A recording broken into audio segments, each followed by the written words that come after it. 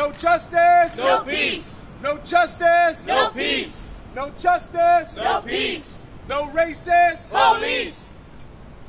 We're here today to call out the continued abuse of the NYPD and how they continually target people who film and document them. Jose LaSalle, one of the founders of Copwatch Patrol Unit, has continually been the target of harassment, arrests, brutality. He has had multiple interactions with the NYPD. This latest interaction is, again, another assault on people's right to film the police.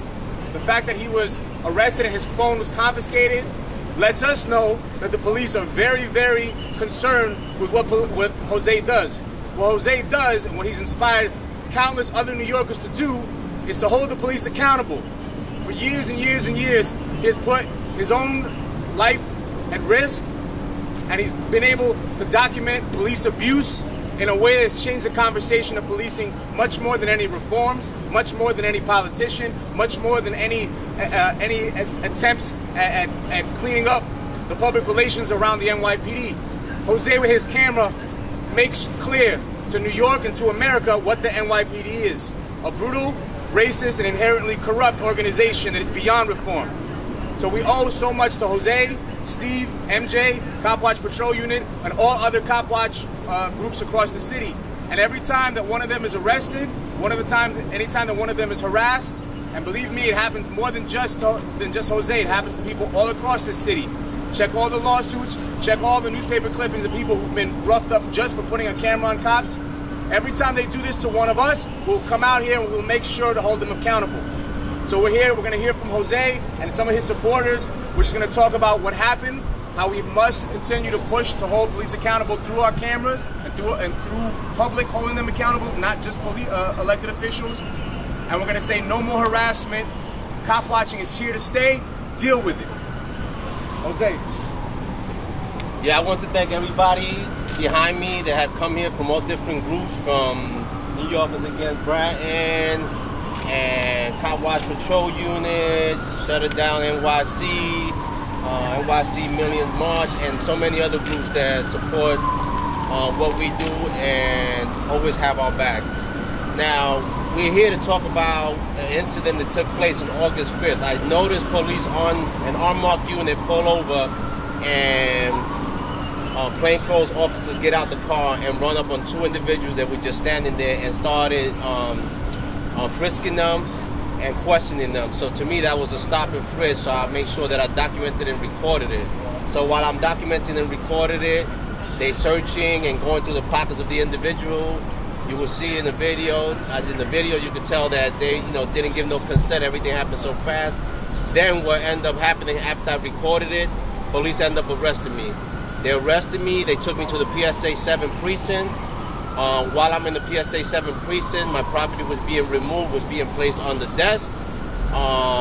They removed my radio, which is a two-way radio that I use to communicate with my Copwatch group when we out on patrol together.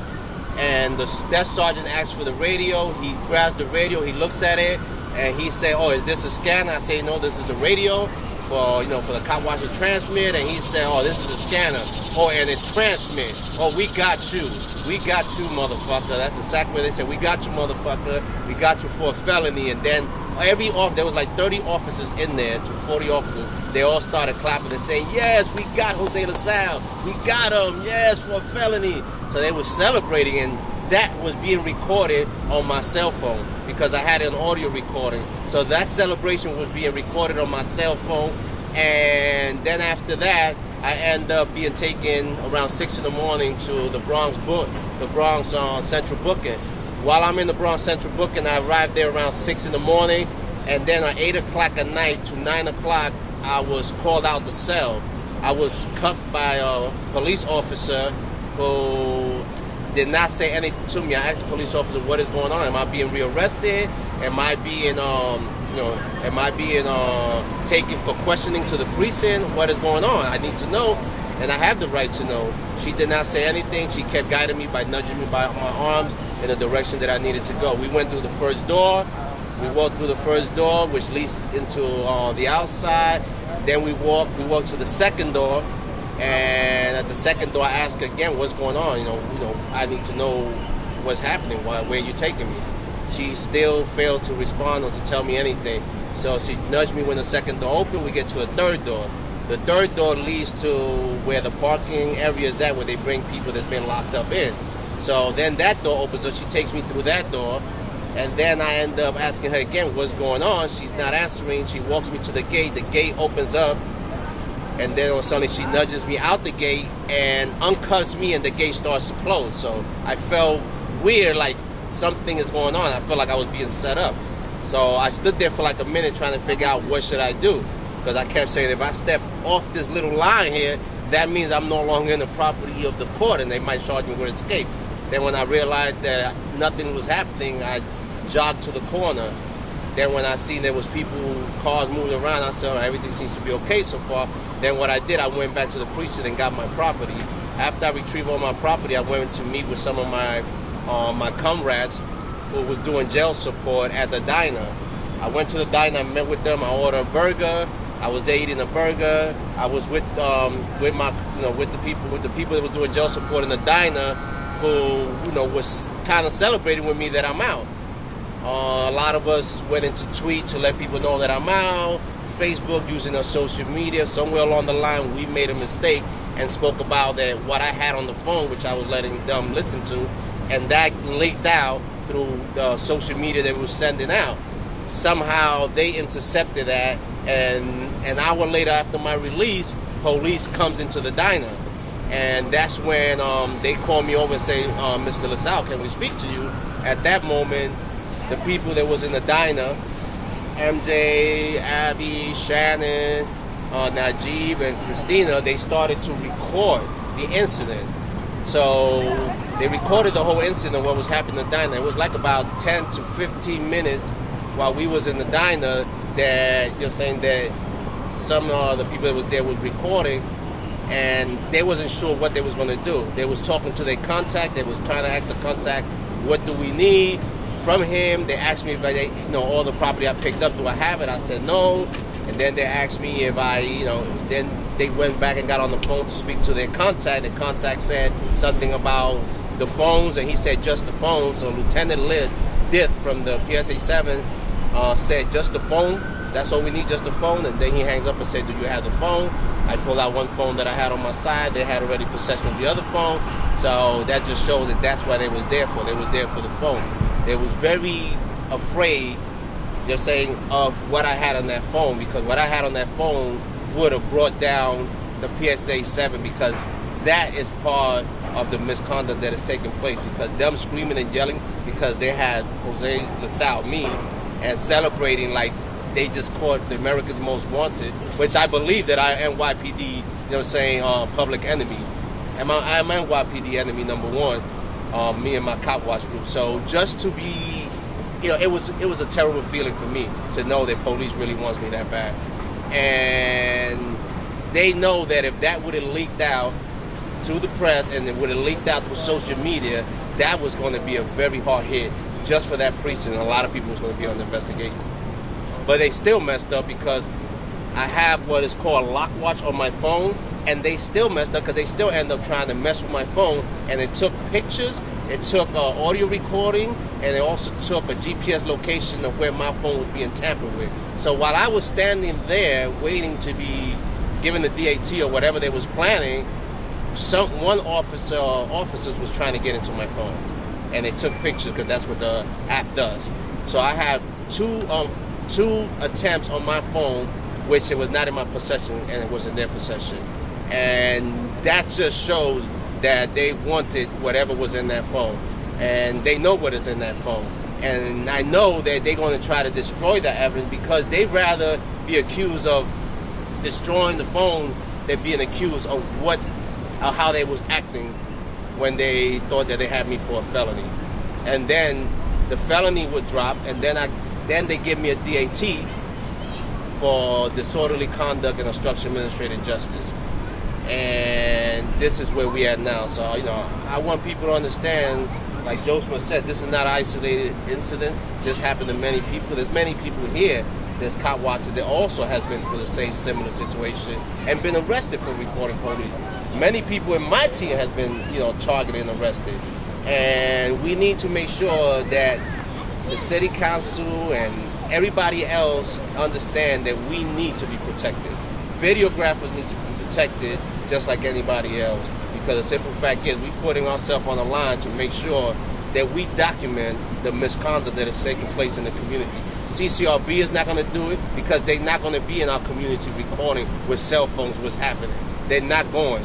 And IAB is not going to do it. They're not going to be in the community recording and documenting police and their encounters with civilians. The NYPD Inspector General is not going to do it, so somebody got to do it. So my Copwatch team and other Copwatch team and other videographers, other civilians who take it upon themselves to record are going to be the ones that's going to bring these type of things into the light, and we need to continue to bring it to the light. We need to continue to talk about it because the simple fact is it ain't the first time and it won't be the last time that it's going to happen.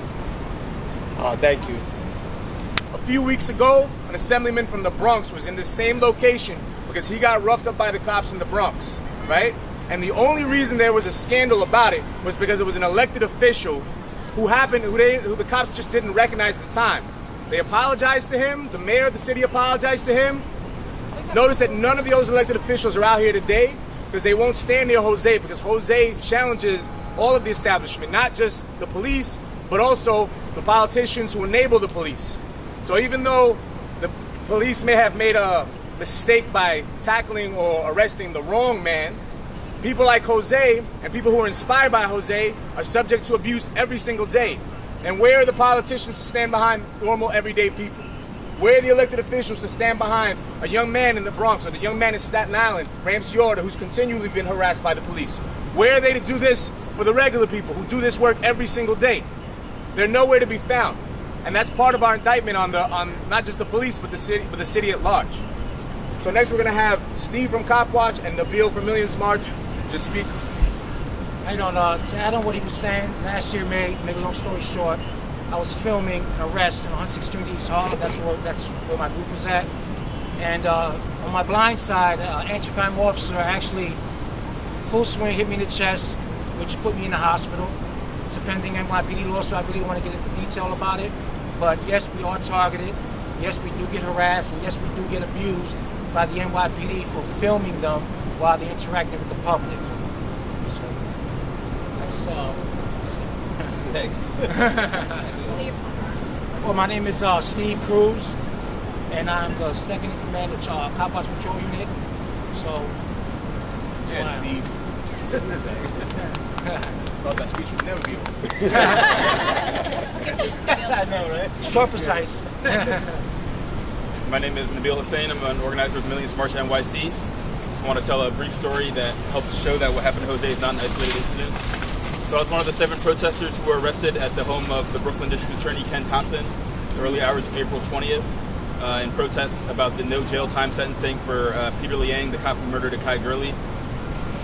When we came, with just drums and banners, we were just doing some chanting at the house. 7 of us were arrested, taken first to the 88th Precinct and then to Central Bookings. We got most of our property back later that week, but our phones were confiscated and held for over a month. They were held for about a month and a half before we finally got them back. It's obvious that the NYPD has every interest in doing all kinds of... There was never any warrant that was got for the NYPD to actually access our phones, but when I got the phone back, the memory card and the SIM card had been physically removed. They were taped to the outside of the phone, so it's obvious that the NYPD had tampered with it, despite never getting any warrant to access it. So it's obvious that the NYPD has an interest in doing all kinds of illegal surveillance of activists. All kinds of shady businesses going on that needs to come to an end. There needs to be accountability for the NYPD, and this has to stop. The NYPD needs to actually follow their own rules and their own laws. Of course, no one else is going to respect them while they're behaving in this way. That's it. Yes. Is there anybody else? Yeah, hi, my name is Sherrod. I'm a student at CUNY, and I just want to say that we have to keep reporting any atrocities we see, and anything that, violates not just constitutional rights, but human rights perpetrated by the police, the FBI, any law enforcement agency. We have a right to do that because it is the right thing to do. And don't let them intimidate you or scare you. These people, all of us live in proof that, they can try and intimidate us to scare us, but we're still gonna fight back and record because we have a right. Because it's like this has been going on for a very long time, and the police brutality and the racism isn't new, but the cameras and putting it on the internet is new, and they're scared to death of it because they had this saying where maybe I'm saying it a little wrong, but it's like, oh, your eyes and your video camera are lying. That didn't happen. But that's garbage because the camera's not lying. It's not Photoshop. It's not editing. We're recording what happens. So it's like there's, Eric Garner. There's, Akai Gurley, Corinne Gaines. The list goes on and on and on. And they're going to continue violating our civil and human rights if we let them. But we have to keep reporting, keep protesting, keep organizing our communities, and, speaking up for it, because there are a lot of politicians, like he was saying earlier, that will speak up for each other, but not for us. And I just want to say that, we got to keep doing what we're doing and, fist up, fight back. That's it. Whew. Thank you.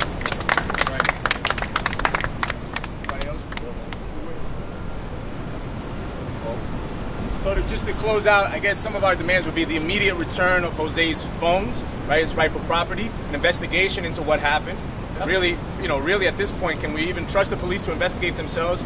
We need some of these higher powers to be able to come in and take a look at what happened to Jose, but what happens on an everyday basis to people who are harassed and intimidated when they're trying to film police.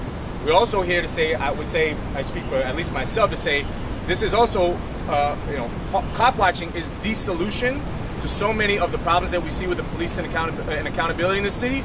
Body cameras that are embraced by police departments, that are used by police departments to further their surveillance powers, are not part of that solution. And so one of the things we want to say as a Copwatch community is that we are the ones who need to have the power and access to footage more and more. And every time they come out and harass someone like Jose, they try to send a message to our community members, some of who may not be sure whether they can film police or not. But when they see someone like Jose get harassed, the police department is sending a message throughout the cities. We don't want the public, to have access. We don't want you, the public, to have the power of knowledge and of information. We want to have that, and we want to control that. And so we cannot let body cams and this bullshit about body cams be itself a reform that people take seriously at this point. We have to call it out everywhere we see it. Police cannot be trusted, just like they can't be trusted with training themselves and holding themselves accountable, disciplining themselves. They cannot be trusted with access to footage that we need in our communities to show what's really happening in the Bronx, in Harlem, in Brooklyn, and other places around the city. So with that, I'd just like to close out and just say thank you to everybody for coming out. Thanks to all the supporters. And for people who are cop watching, continue to cop watch every single day. Every single day we put cameras on cops. We hope to push a little bit more to hold them accountable and to fight against the repression that hits us every single day. Thank you. Yeah.